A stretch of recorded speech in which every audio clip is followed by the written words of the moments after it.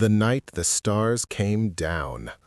The Lantern Festival on Caelum's Rest was the kind of night that made people believe in things. It happened every year at the end of the harvest season, when the twin moons of Caelum's Rest aligned low on the horizon, and the whole colony gathered in the valley below the ridge. Farmers and engineers, miners and teachers, all of them standing together under 10,000 paper lanterns strung between wooden poles, their warm amber glow turning the valley into something from a dream. Children weaved between the adult legs like small fish through reeds, chasing each other, spilling cider, laughing at nothing and everything. The air smelled of roasted grain and wood smoke, and something sweet that the colonists had been making from local fruit for 30 years now, a tradition that had no name but everyone understood. Ilara Voss stood near the old stone well at the center of the festival grounds, watching her son Tobias chase a girl his age around a food cart. He was 9 years old and all elbows and 2 big boots, and a laugh that carried further than any 9-year-old's laugh had a right to. She had been a single mother since her husband died in a mining collapse 4 years ago, and there were days when the weight of that was almost too much to carry. But on nights like this, watching her boy run free under the lantern light, she felt something close to peace. She felt it right up until the moment the music stopped. It happened all at once. The band on the main stage simply ceased playing mid-note, as if the musicians had all forgotten the same thing at the same moment. People looked up from their cups. Conversations trailed off. A child somewhere began crying for no reason any adult could see. Then someone pointed at the sky. The lights were not stars. They moved wrong, too deliberate, too fast, descending in tight geometric formations that no meteor shower had ever formed in the history of the universe. Within 30 seconds, every person in the valley was standing still, heads tilted upward, watching dozens of dark objects fall through the cloud layer like iron seeds dropped from an impossible height. They landed in the fields surrounding the colony. Not crashed, landed, with a precision that spoke of total mastery and total indifference to the fear of the people watching. The ships were enormous up close, flat-bottomed and angular, built from a material that seemed to absorb the lantern light rather than reflect it, as if they were pieces cut from the fabric of deep space itself. No markings, no windows, no sound whatsoever as their landing struts touched the soil of Caelum's Rest. For a few seconds, nothing moved. Then the hatches opened. The creatures that walked out were tall, nearly 3 meters, with bodies like dead trees wrapped in black composite armor. They had 4 arms, the lower pair shorter and designed for carrying, the upper pair longer and ending in hands with too many fingers. Their heads were broad and flat, with sensory clusters where eyes should have been, and no visible mouth. They moved through the festival grounds in absolute silence, spreading outward from the ships in perfect arcs, and the crowd parted before them without understanding why. It was instinct, the same instinct that makes prey animals freeze before a predator. Ancient and involuntary, and completely correct. The screaming started when they took the first child. It was a boy near the eastern food stalls. He couldn't have been more than 7. One of the creatures pressed a small cylindrical device to the back of his neck, and he simply went quiet, eyes open and unseeing, limbs loose. Another creature took him under one of its lower arms like a parcel and walked, without hurrying, back toward the ships. Ilara moved before she consciously decided to. She pushed through the surging, panicking crowd toward the place she had last seen Tobias. She called his name, and the sound of her own voice frightened her because she barely recognized it. Too high, too raw, stripped down to something primal. She shoved past a man twice her size and rounded the corner of the food cart and saw Tobias standing exactly where she'd last seen him, frozen in place, staring at the creature walking toward him with those long upper arms already reaching. She covered the distance in 3 seconds. She put herself between her son and the creature and hit it with everything she had, both fists, then an elbow, then her shoulder in a full-weight charge that should have at least made it step back. It didn't move, not even slightly. It looked at her with its sensory clusters the way a person looks at an insect that has landed on their hand. Curious, maybe, briefly. Then it moved her aside with one lower arm, not violently, just efficiently, the way you close a door, and reached for Tobias. Ilara threw herself at it again. Another creature appeared behind her and pinned her arms. She twisted, bit, drove her heel into whatever passed for a knee joint on these things. The creature holding her didn't react. It simply held her still, while the first one pressed that cylinder to Tobias's neck. Tobias looked at her before his eyes went blank. He looked right at her, and what she saw in his face in that last second was not fear, it was confusion. He didn't understand why his mother couldn't save him, because in 9 years of life, his mother had always saved him. Then his eyes went empty, and he was gone, carried in 4 long strides back toward the black ships. Ilara kept screaming long after the ships had lifted off, long after the thunder of their departure had rolled away across the valley, long after silence returned to Caelum's rest, broken only by the sound of adults doing the thing they had never expected to do, calling children's names into the night with no answer coming back. 52 children were gone. The lanterns were still burning. The emergency signal reached Commander Davan Rook on the patrol frigate IronVerse 11 hours later. He was running weapons diagnostics in the aft bay when his comms officer appeared in the hatchway with an expression that Rook had learned over 20 years to read accurately. He put down the diagnostic tablet. He said nothing. He waited. "Sir, Caelum's rest. Children taken. 52 of them." The officer paused. "Sir, your nephew Tobias is among the missing." Rook read the report 4 times. He was a careful man by nature and by training, and his first instinct was always to verify before reacting. By the 3rd read, his hands were steady. By the 4th, something had closed shut behind his eyes that had never closed before. He set the report down and walked to the bridge. "All stop," he said. "New heading. Caelum's rest. Maximum drive." He looked at the navigation display. "We're going to find out what just happened to our children, and then we're going to make it right." No one on the bridge said anything. They just changed the heading. What the galaxy already knew. Caelum's rest looked untouched from orbit. That was the cruelest part, Rook thought as he descended in the shuttle. The colony was intact. The buildings stood. The roads were undamaged. Even the festival lanterns were still strung between their poles, burned down to nothing now, their wire frames swaying in the morning wind. But everything was broken. He could see it in the people's faces the moment he stepped onto the colony's landing pad. Hollow eyes, wrong kind of quiet, the specific silence of people who have stopped expecting good news. He found Ilara Voss in the medical center, sitting in a chair against the wall with her hands folded in her lap like she had arranged them there and forgotten about them. She looked up when he entered, and he recognized something in her face, the same thing he could feel building behind his own eyes, the thing that hadn't found its shape yet. "They took him," she said. "I was right there." "I know," Rook said, sat down beside her. He didn't tell her it wasn't her fault. He didn't tell her it would be all right. Those were words for people who had something to offer. Right now, he had nothing to offer except presence. He sat with her in the silence until his science officer, Dr. Mina Ose, called him outside. Ose was precise and brilliant and almost never shaken. She was shaken now. She showed him the devices the creatures had left behind, small scanning tools, medical grade to the eye, but with configurations that didn't match any human medical purpose. She had been analyzing them for 6 hours.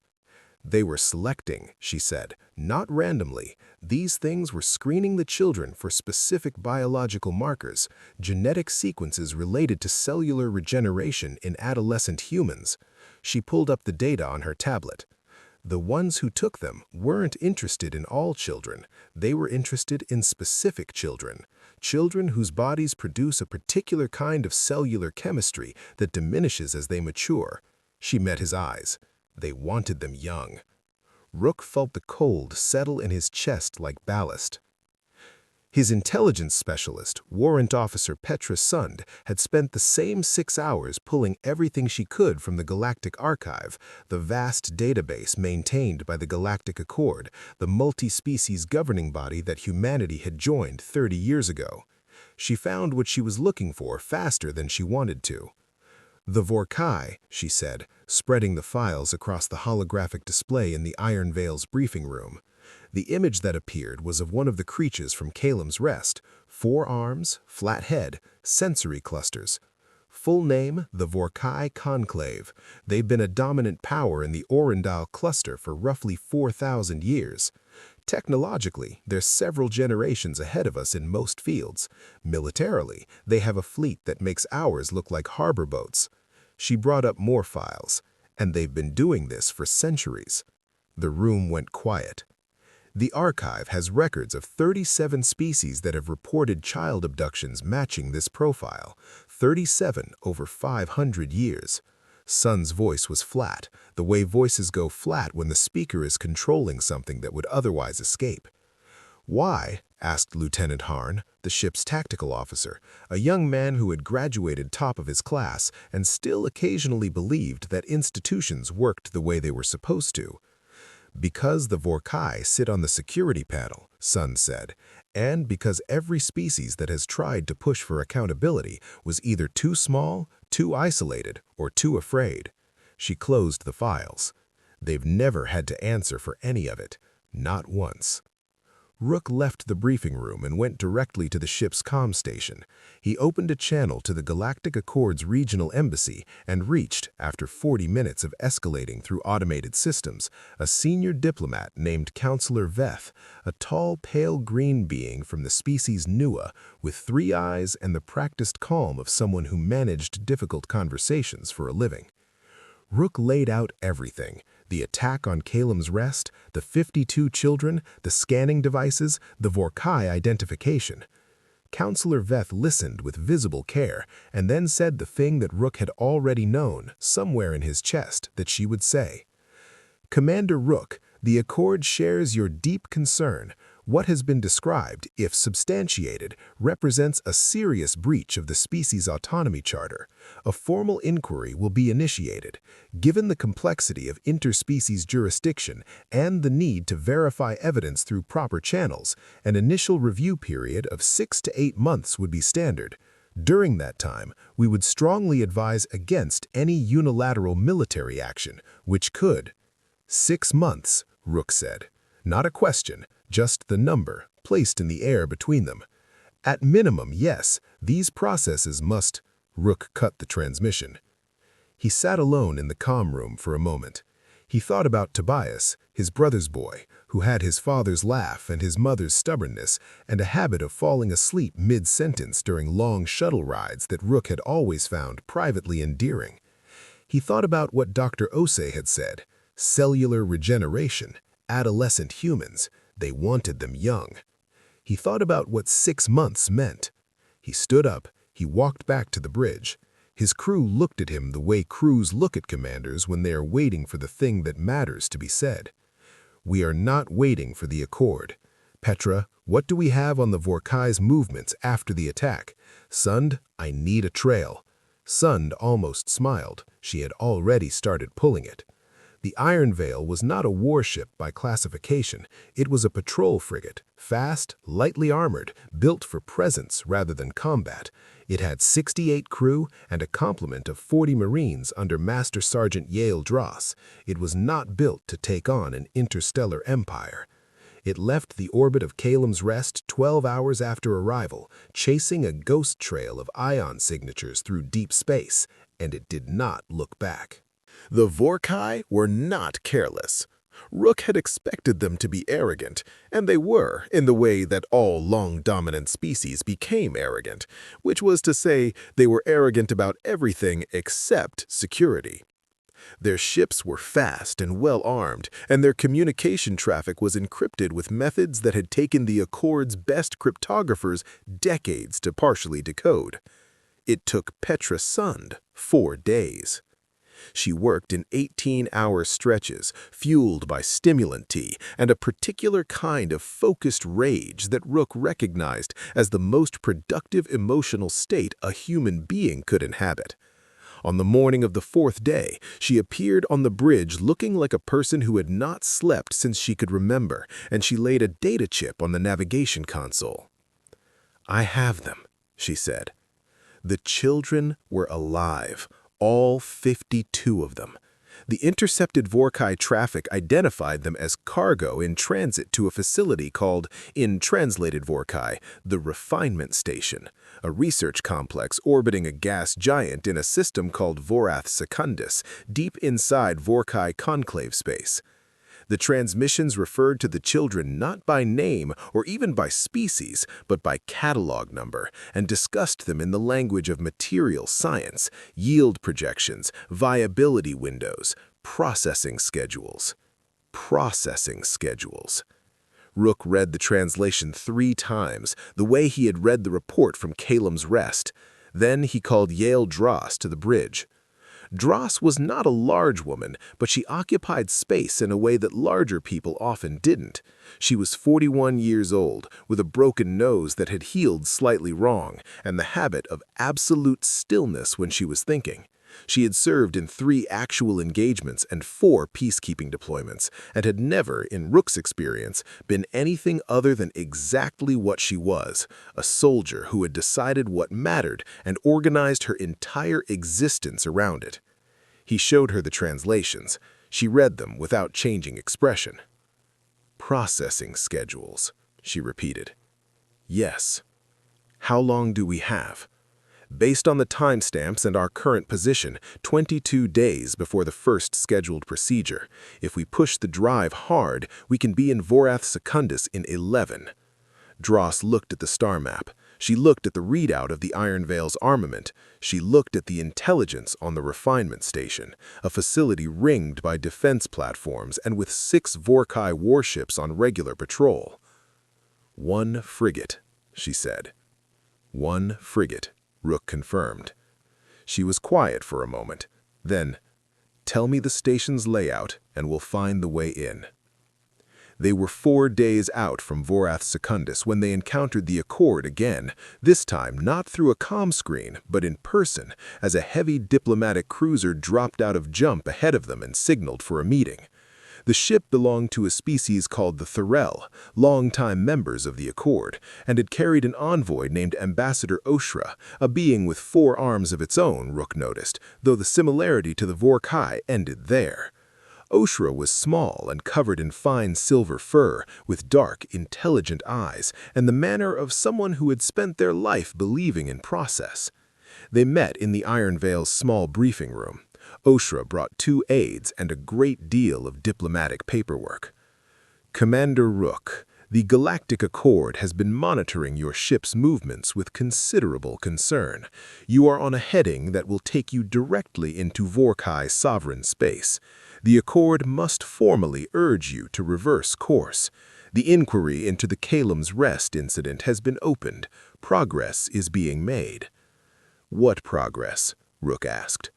"Preliminary documentation has been submitted. The Vorkai have been notified of the complaint. Standard procedure requires—" "Ambassador," Rook leaned forward slightly.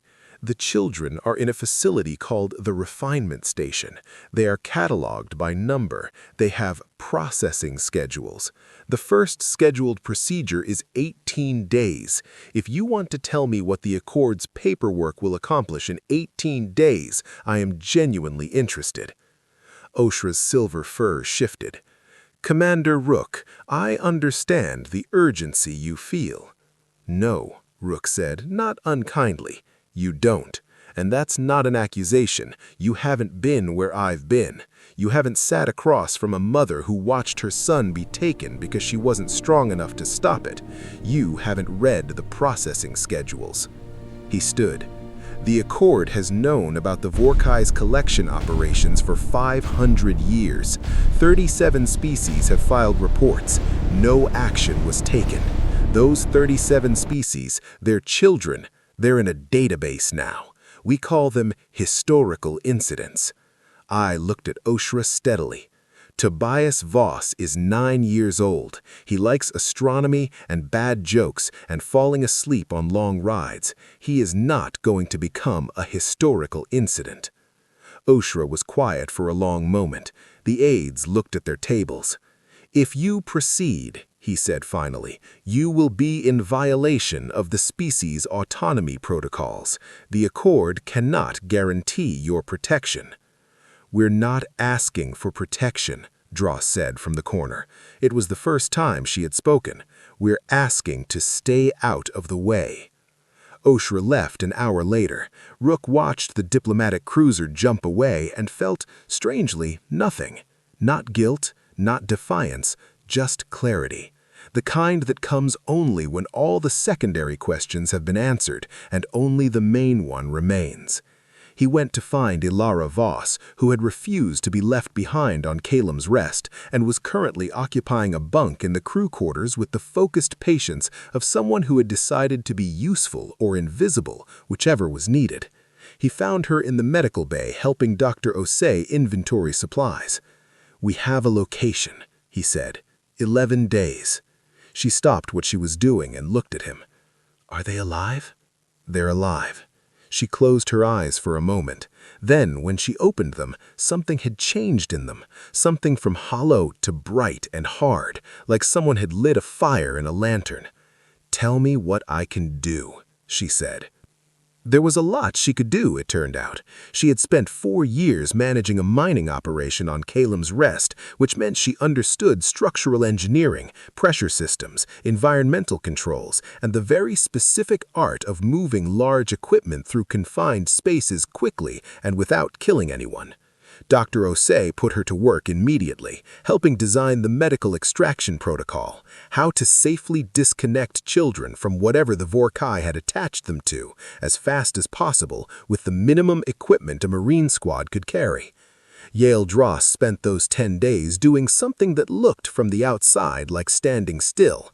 She was not standing still. She was running every scenario she could construct through her mind, not just the plan, but every way the plan could break and what came next when it did. She had 40 Marines and 1 ship and a target ringed by warships and automated weaponry. She had no illusions about what this would cost. She thought about that, and then she thought about the children, and then she went back to planning. On the 10th day, they dropped out of jump at the edge of the Vorath system and saw on long-range sensors the outline of the refinement station hanging in the orange light of the gas giant below. Rook stared at it for a long time. "All hands, battle stations. We go in at dawn." There was no dawn out here, but the phrase meant something anyway. It always had. The Vorkai did not expect 1 ship.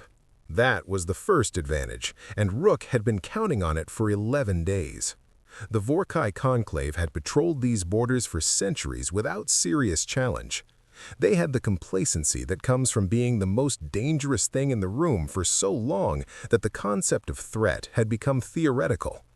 When the Iron Veil dropped out of jump at close range and opened fire on the nearest patrol cruiser before it had finished its hail sequence, 3 seconds passed before the Vorkai ships reacted.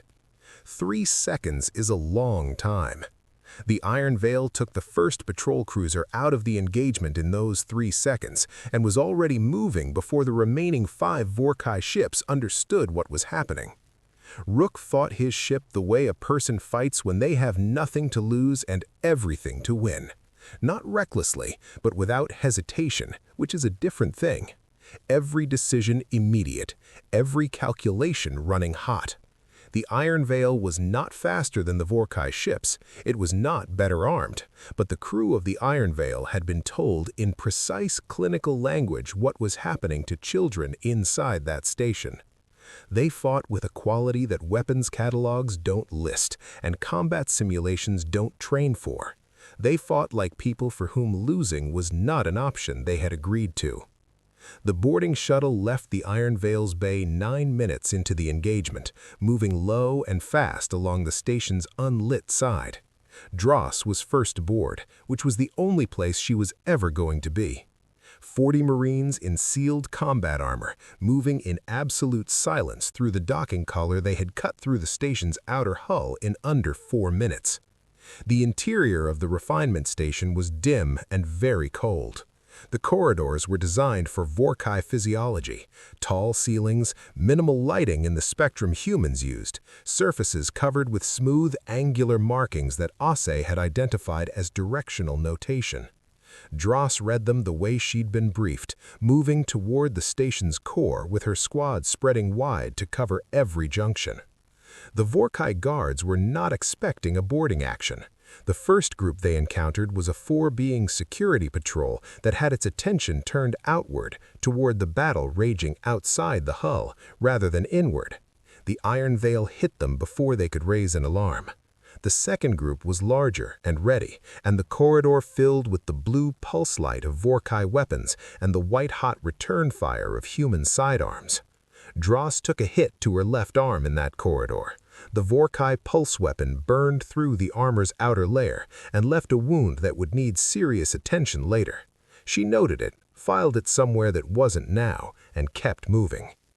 Ilara Voss was not supposed to be on the shuttle. She had been explicitly told she would remain on the Iron Veil. She was on the shuttle anyway, in borrowed armor that didn't quite fit, having made herself small and invisible in the aft compartment until it was already docked and too late to send her back. Dross found her there after the second firefight and looked at her for one long, assessing moment. "Medical extraction," Ilara said. "I know the protocol better than anyone. You need me in the core." Dross held the look for another second, then she handed her a sidearm. "Stay behind the Marines. You fire that if something gets past us." They pushed through the station's research section, and what they saw there was the kind of thing that removes words. Rooms behind transparent walls filled with equipment that served purposes the Marines could only partially guess at. Biological containment units, specimen archives, records of 500 years of collection, all of it organized with the meticulous care of people who believed with complete sincerity that what they were doing was necessary and correct. Dross kept her eyes forward. Her Marines kept their eyes forward. If they looked too long at what was in those rooms, they might stop moving, and stopping was not something they could afford. The core of the station was circular and large, lit by an amber radiance that came from the processing units lining the walls. 52 children lay in reclined medical chairs arranged in concentric arcs, each one connected to the station's systems by thin conduits at the base of their skulls and the crooks of their elbows. Their eyes were closed, their faces were still. They looked peaceful, which was the worst thing about it, the meticulous care the Vorkai had taken to keep these children comfortable and alive and completely available. Dross checked the nearest child's vital signs. Stable. She looked at the readings across the room. All stable. "Begin extraction," she said. "Ase's protocol. Careful. Don't rush." The Marines moved through the room with a gentleness that no one watching the firefights in the corridor would have predicted, disconnecting children from the station's systems with exactly the care that Ilara and Dr. Ase had drilled in them across 11 days of preparation. Ilara moved between the chairs, checking each connection point, guiding the process with quiet, steady instructions. She found Tobias in the fourth arc. He was thin, thinner than she remembered, but his chest rose and fell. His color was wrong, but not critical. She disconnected him herself, following the protocol exactly. Wrist conduit first, then the cranial contact, a slow count to 10 after each removal to monitor response. His eyelids fluttered once. She put her hand on his face. "I'm here," she whispered. "I'm right here." He didn't wake, but some animal part of him seemed to understand because his breathing changed, slowed down from the shallow pace it had been holding into something deeper and more restful. She picked him up and held him the way you only hold something you stopped believing you would ever hold again. The door at the far end of the core opened. The being that entered was not a soldier. It was tall and thin, even by Vorkai standards, wearing white instead of armor. and it carried a small, flat device in its upper hands. Behind it were 6 armed guards, fanning out with weapons raised. Dross recognized the being from Sun's intelligence files. Researcher Caelum, the refinement station's chief scientist, the architect of everything that had happened here and in 36 other incidents across 500 years. It looked at the Marines with the same expression Rook had learned to read. Not fear, but the genuine bafflement of something encountering an outcome it had not considered possible. "You will stop," it said through a translation unit at its color. "You are trespassing in a classified research facility of the Vorkai Conclave. You have damaged state property. You are in violation of 17 Accord protocols." It raised the flat device.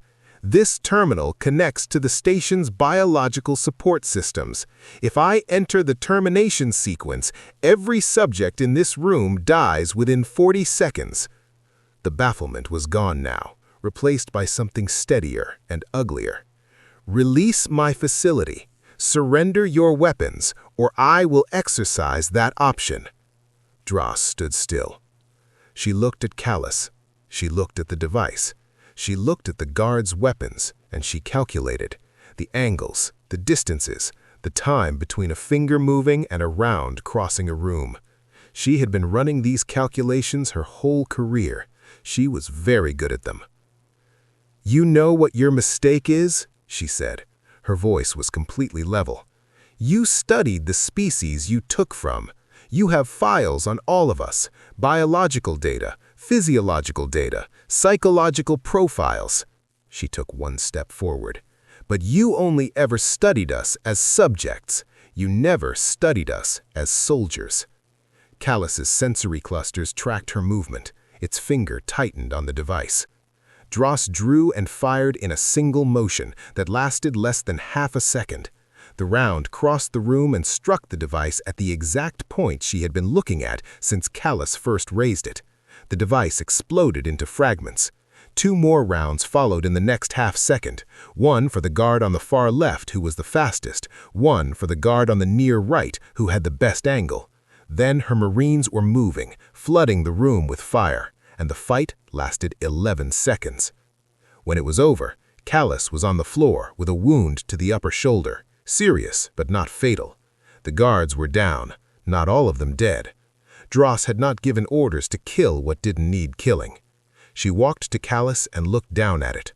"The children are going home," she said. "Think about why this happened when you have time to think." Then she turned back to her Marines. "Get everyone to the shuttle, now." The weight of what was found. The Iron Veil was listing when the boarding shuttle came home. 2 of its 4 drive nacelles had been damaged in the engagement, and the hull had taken enough hits that it would need a full dry dock to make right again. But it was alive, and its crew was alive, mostly, and it had opened enough of a gap in the Vorkai patrol formation that the shuttle slipped back through the docking bay like a hand closing around something precious. Rook was on the landing deck when the shuttle hatch opened. Dross came out first, left arm in an emergency wrap, face carved from something that wasn't quite expression anymore. Behind her, Marines carried children. 52 of them, unconscious but breathing, passed from armored hands to the medical team waiting on the deck. Dr. Osai moved among them with a calm efficiency that only partly concealed what her eyes were doing, registering, assessing, holding back something that would need to come out later, in private. Ilara Voss came down the ramp last, carrying Tobias. She walked past Rook without looking at him, not dismissively, but because she was entirely focused on the boy in her arms, the way a person who has almost lost something focuses on it afterward, almost afraid to look away.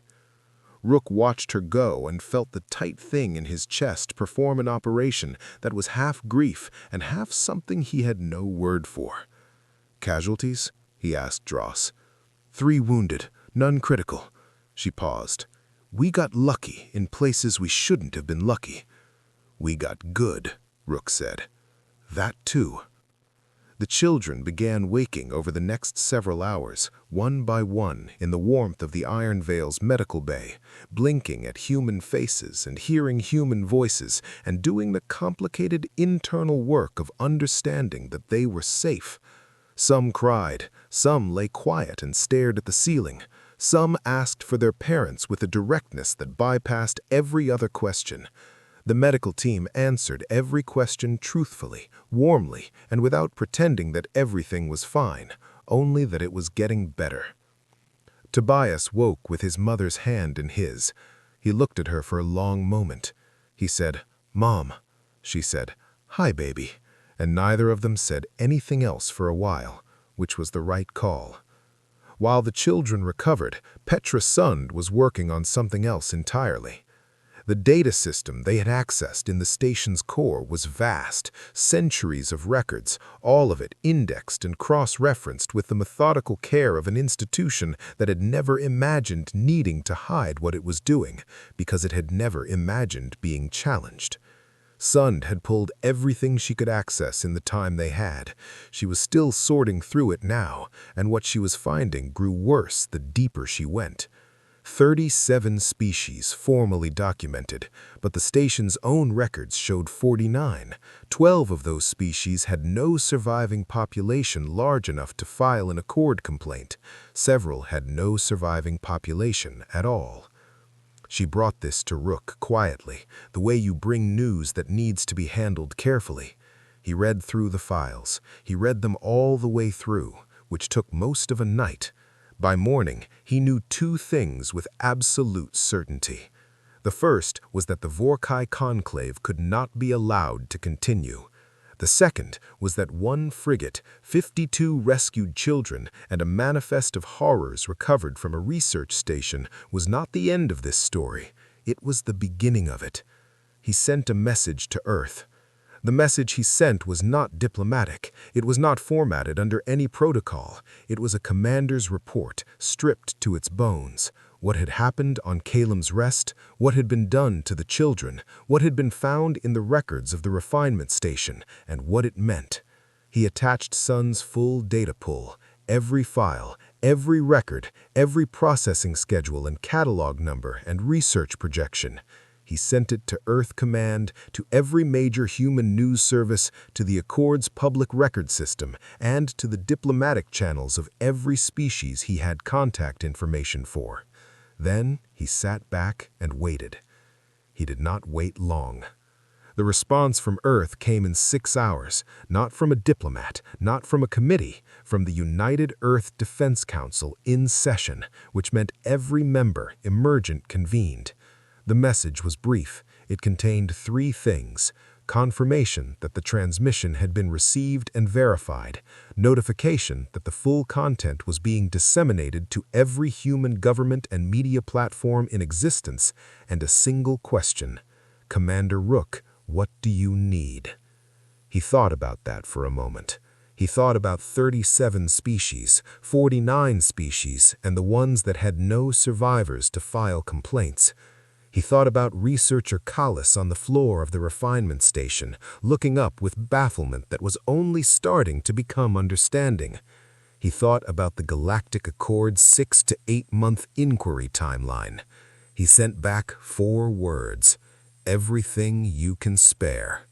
On Earth, and on every human colony, people saw the files. They saw the catalog numbers that had replaced children's names. They saw the processing schedules. They saw the records of 49 species across 500 years of systematic, bureaucratically organized horror, carried out with total confidence that no one would ever stop them. What happened next was something that political scientists would study for generations. There was no debate. There was no fractured response divided along national or colonial lines.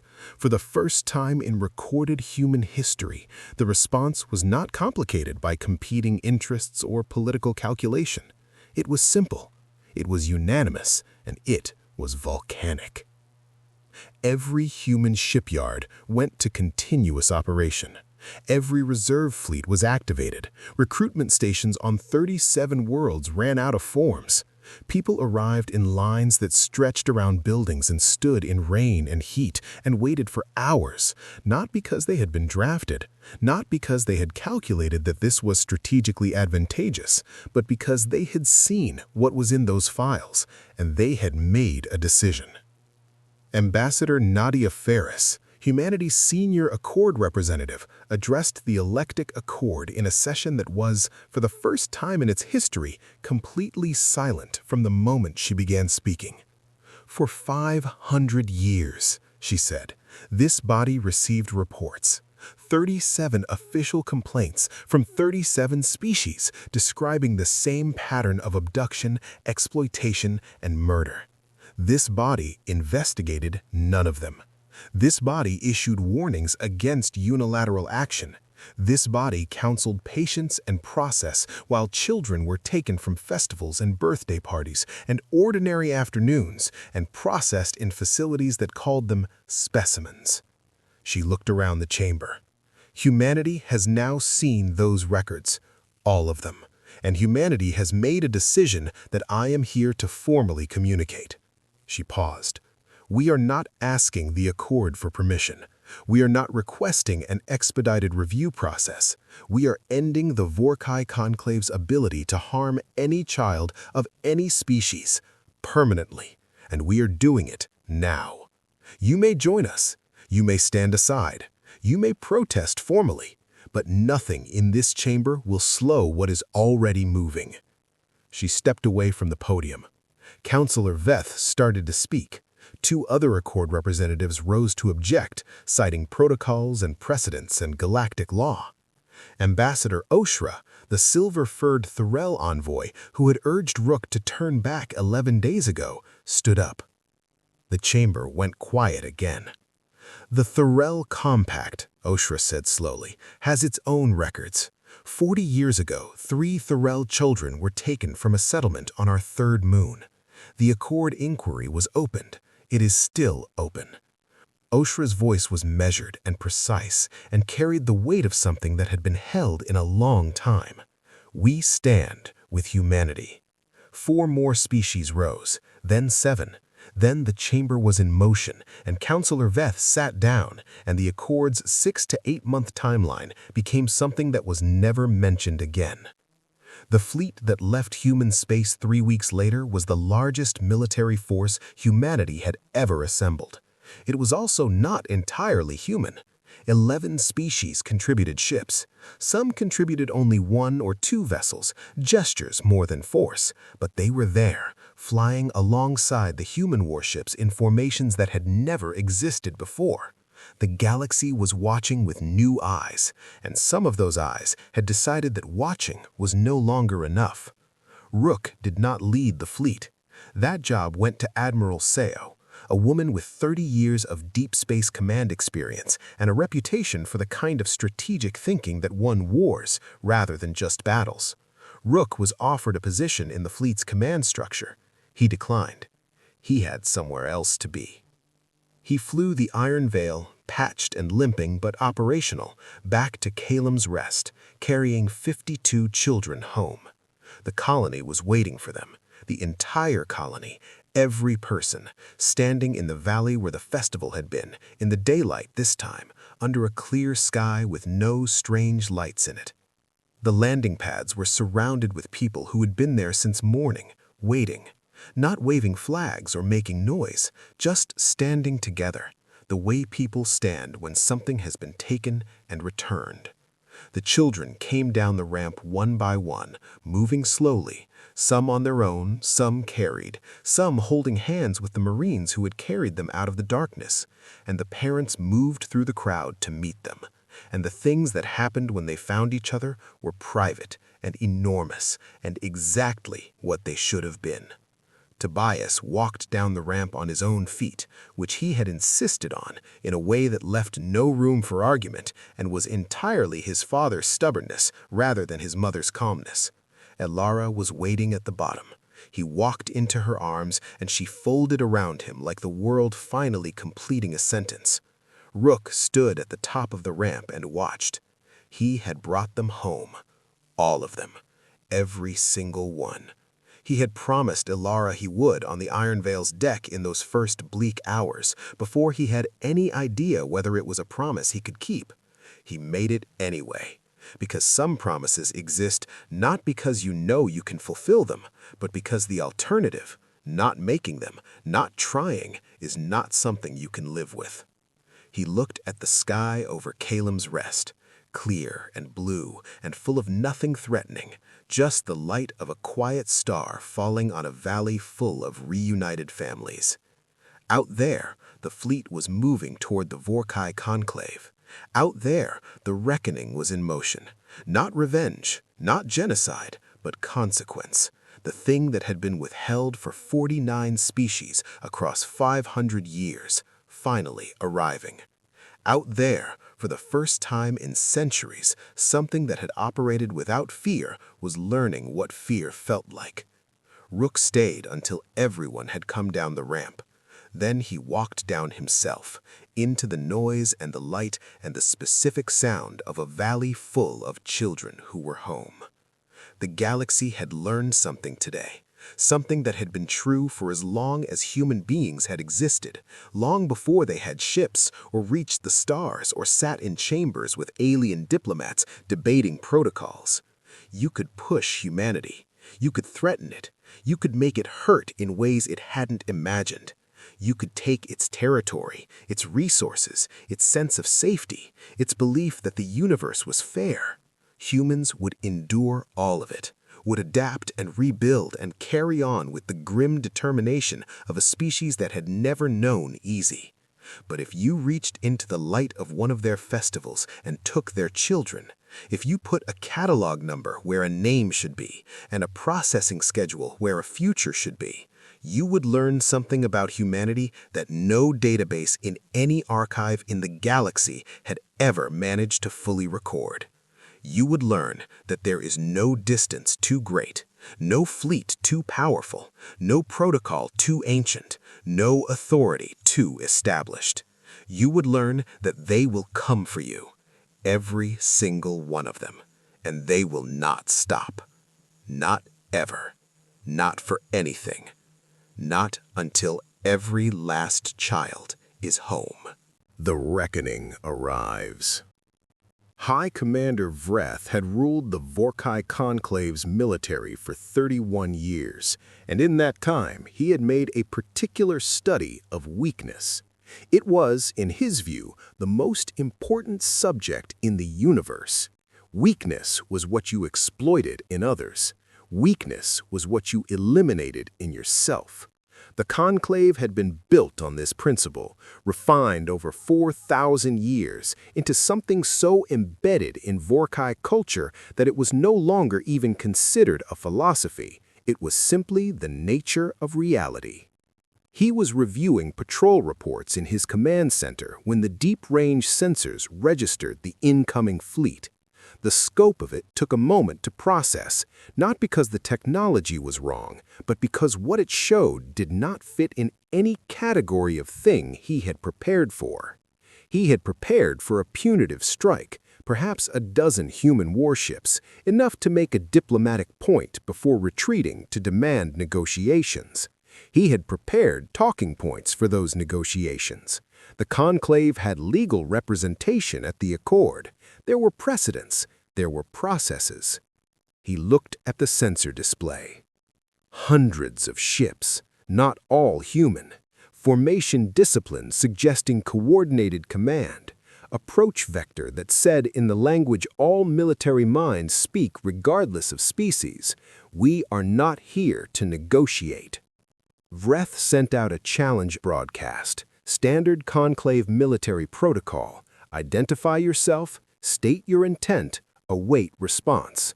The response came back in 11 languages simultaneously, which in itself was something new. The human response was shortest. It said, "We are here for accountability. Step aside or be included in it." Vreth called a meeting of the Conclave's Security Council. He brought his best strategists.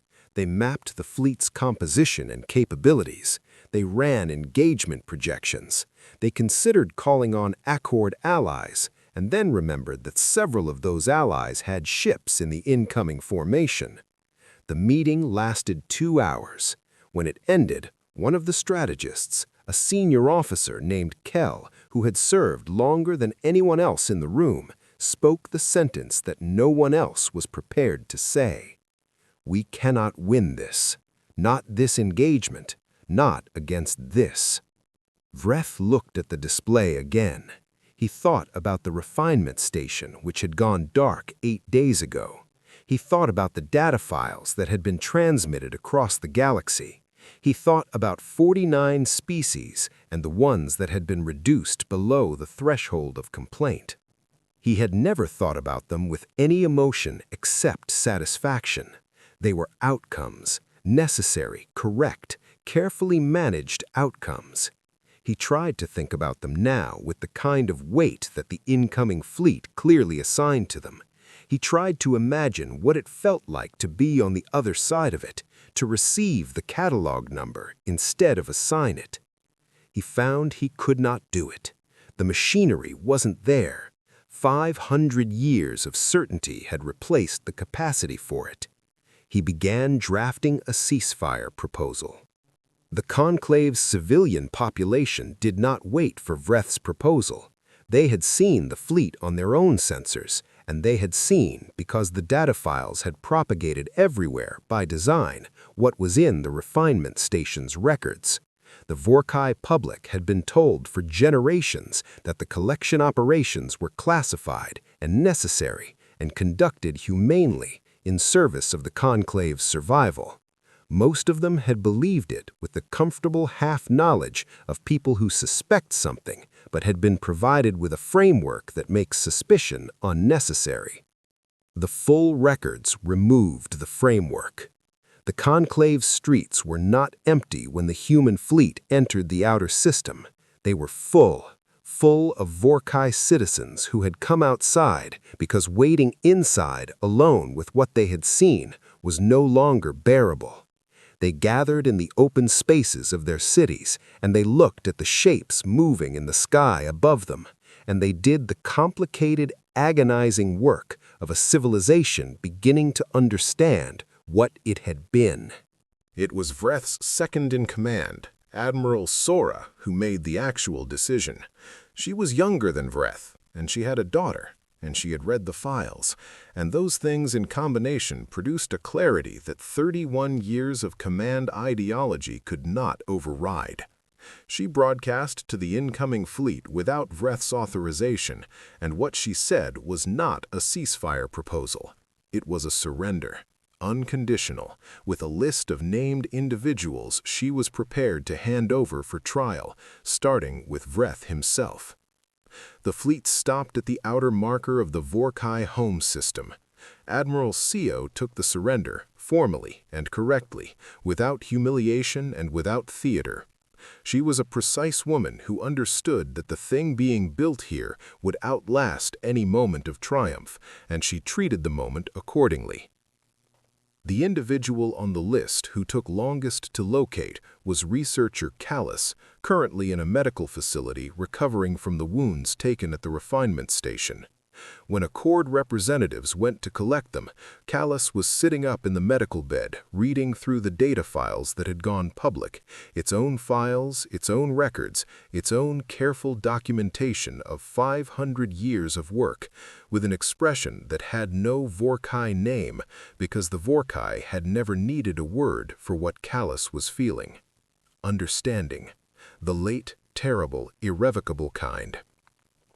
The trials were held on neutral ground at an Accord facility on a station chosen specifically because it had no connection to any of the parties involved.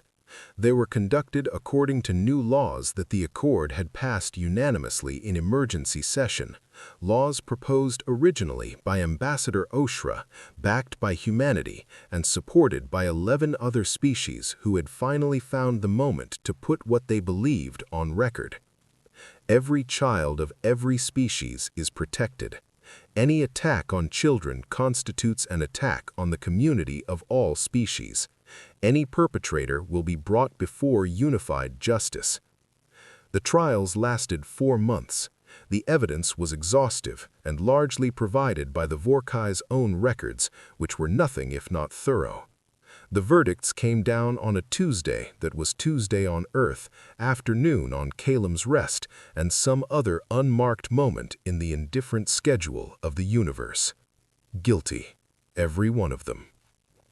Ambassador Ferris addressed the accord after the verdicts. She was brief because the moment didn't need elaboration. This body failed for 500 years, she said. Humanity forced a correction in 11 days. We are not here to take credit for that. We are here to make sure it never needs to happen again. She looked at the chamber. The laws you passed are good laws. The institutions you're building are the right institutions. But institutions are only as good as the species that inhabit them. She paused. Humanity will be watching, not as a threat, as a reminder. She picked up her materials. Don't make us do this again. She walked out. The Vorkai conclave was dissolved as a governmental structure. The Vorkai people, the ordinary ones, the ones who had come outside to look at the fleet and begin the terrible work of understanding, were not punished for their leaders' choices. They were placed under accord oversight with a new civilian government selected by popular process, and with permanent monitoring mechanisms that several other species volunteered to staff. The refinement station's location was marked in the Accord's public record as a site of crimes against multiple species, to be preserved as a record and never used again. The new Vorkai government's first act was a request for a list of every species whose children had been taken. They wanted to begin reparations, not because they were required to, but because someone in their new leadership had read the files and understood what was in them, and decided that the first step toward being a different kind of civilization was acknowledging precisely what the old one had done. The list they received was 49 entries long. What we carry home. Caelum's Rest had its festival again that year. Not the autumn one, that would take more time, but a smaller gathering, spontaneous rather than scheduled, assembled in the same valley on an evening in early spring when the sky was clear and someone had decided that waiting for the right moment was less important than creating one. People brought food and lanterns. Someone brought a stringed instrument and started playing. The music was different from the old Earth songs that had been playing the night of the attack. It was something new, written by one of the colonists' teenagers in the weeks since the children had come home, and it had a quality that was hard to name, but everyone recognized, like something that had been bent and was slowly returning to its original shape. The children were there. Not all of them moved easily yet. Some still woke from dreams that had nothing peaceful in them, and some still flinched at unexpected sounds, and some still needed to know where their parents were at all times, in a way they hadn't needed before. These things would take time. Dr. Osai had been clear about that, and she had been clear about it with the kind of honesty that doesn't offer false comfort, but does offer the truth that healing, while not fast, was real. Tobias Voss was there, in a group of children near the old stone well. He was thinner than before still, and quieter than he had been, but he was there, in the way that mattered, present, looking around at the lantern light with eyes that were working and alive. Ilara watched him from a short distance, the way she had watched him at the last festival, carefully, as all mothers do, but with something different underneath it now. Not the uncomplicated safety she had felt that night. You don't get that back once you know what can come through an ordinary evening sky. What you get instead is something harder and clearer. The knowledge of what you fought for and what it cost, and why you would do it again the same way.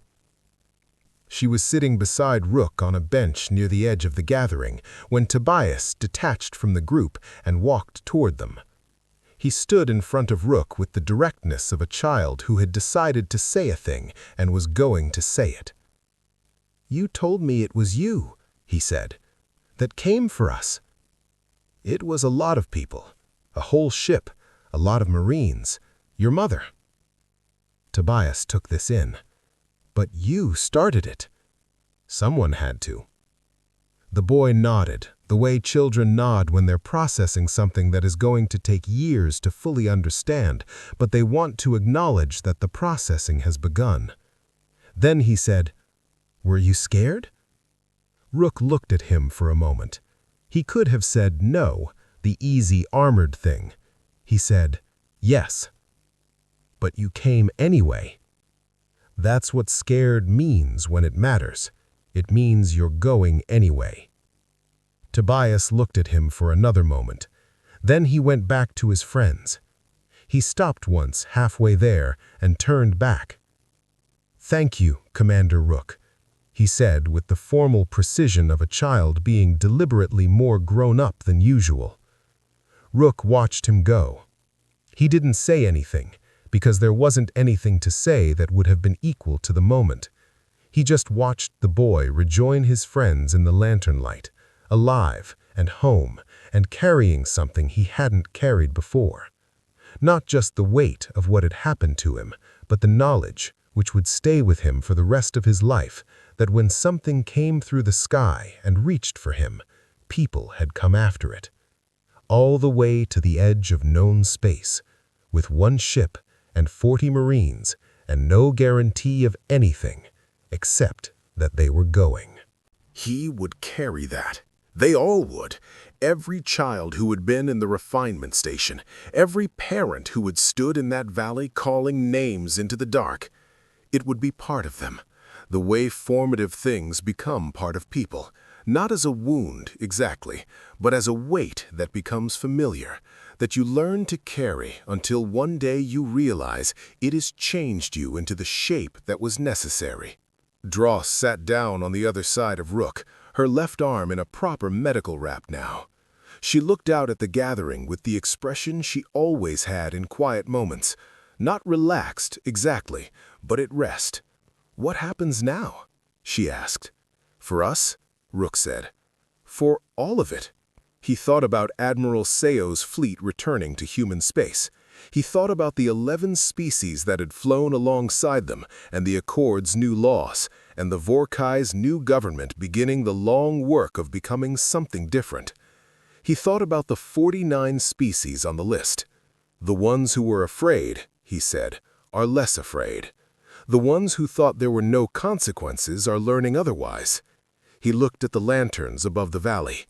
And the ones who did what the Vorkai did to those 49 species, to these children, they know now that it ends. All of it ends. He paused. It just needed someone to decide to end it. Dross was quiet for a moment. "We weren't supposed to be able to do that. One ship." "No," Rook agreed. "We weren't." She looked at the valley, at the children, and the lanterns, and the music that was something new. "What do you think they're saying about us? The other species? The ones watching?" "Probably different things. Some afraid, some grateful, some trying to decide what we are. What are we?" Rook watched Tobias laugh at something one of his friends had said. Just a boy laughing, unremarkable and enormous. "We're the people who came back for them," he said. "That's all. That's enough." The music continued. The lanterns burned against the dark. Somewhere above the valley, the stars appeared one by one, the way they do every night on every world that has learned to keep looking up, not with fear, but with the steady, undefeated attention of a species that has decided the universe is worth knowing. Out there, the galaxy was different than it had been a month ago. Not fixed. Nothing fixes everything, but changed in the specific way things change when someone draws a line and holds it, when the cost of cruelty becomes real for the first time, when species that have been silent find that someone has broken the silence first, and the sound of it gives them permission to speak. The children of Caelum's Rest were home. All 52 of them. Every single one. And somewhere in the vast dark between stars, in the bureaucratic language of 49 separate species and the clinical files of a research station that no longer existed, the universe had recorded, permanently, officially, in terms that could not be revised or classified or archived into irrelevance. What happened when you forgot that distinction? The one between a specimen and a child. The one between a resource and a person. The one that some species had never needed to be taught because they had never tried to forget it. But if you forgot it, there was a reminder now. It came in the form of a single human frigate crossing sovereign space with no allies and no authority and no guarantee of success. It came in the form of 40 Marines with gentle hands, removing children from machines. It came in the form of a fleet of hundreds assembled in 3 weeks from a species that had never in its entire history spoken with one voice before and had discovered that it could. The reminder was simple. It had been simple from the beginning, long before humanity reached the stars, long before there was anyone else to remind. You do not take the children. You do not put numbers where names should be. You do not schedule what should have a future. Because if you do, everything you have built, every wall, every warship, every ancient precedent and diplomatic protocol and comfortable arrangement with power will not be enough. None of it will be enough. Because they will come for you. All of them. Every last one. And they will not stop. On the night they came to Caelum's rest, they thought it would be easy. They had done it 37 times before, to 37 species, across 500 years, and not one of them had ever fought back. So they reached into the light of a lantern festival, and they took the children. They didn't know about Davan Rook. They didn't know about Jarl Dross, and 40 Marines with gentle hands and absolutely no intention of stopping. They didn't know about a mother who was told to stay behind and didn't. They had files on humanity, biological data, psychological profiles, centuries of careful research. But in 500 years of collection, they never once studied us as people who come back. Music swells slightly. That is what we are. We come back every single time. For every single one. If this story moved you, if you felt that fire, that's why this channel exists. Hit that like button so this story finds the people who need to hear it. Subscribe because the next story is already waiting and it hits just as hard. And turn on the bell so you never miss the moment humanity reminds the galaxy what we're made of. See you in the next one.